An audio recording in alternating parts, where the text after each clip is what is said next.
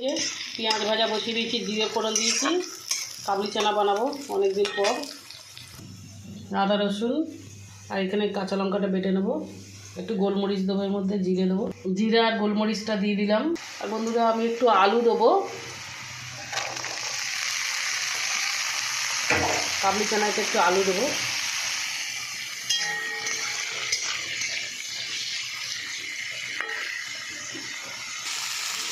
মশলাটা দিয়ে দেবো, কাঁচা লঙ্কা, রসুন, আদা, জিরে, গোলমরিচ বাটা।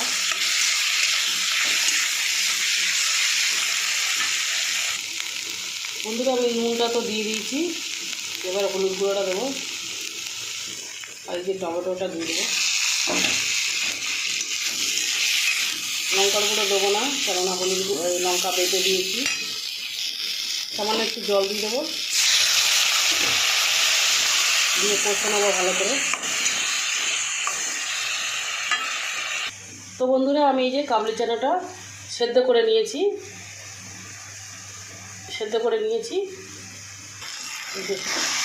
কষানো হয়ে গেছে। এবার আমি কাবলি চানাটা ঢেলে দেবো।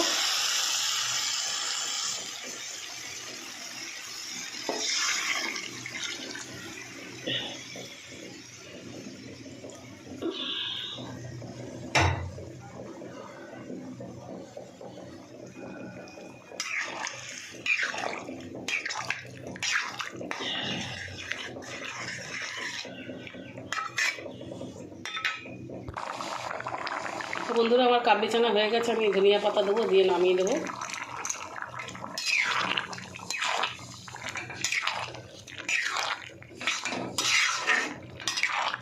তো আমার ভিডিওটা যদি আপনাদের ভালো লাগে আপনারা লাইক, শেয়ার, কমেন্ট করে দেবেন, সাবস্ক্রাইব করে দেবেন বন্ধুরা। আর কমেন্ট করবেন বন্ধুরা আমার কেমন ভিডিওটা হলো। যদি খারাপ হয় তো খারাপ বলবেন, আর ভালো হলে ভালো বলবেন, তারপর তো আমি বুঝতে পারবো আমার ভালো হচ্ছে কি ভিডিওটা।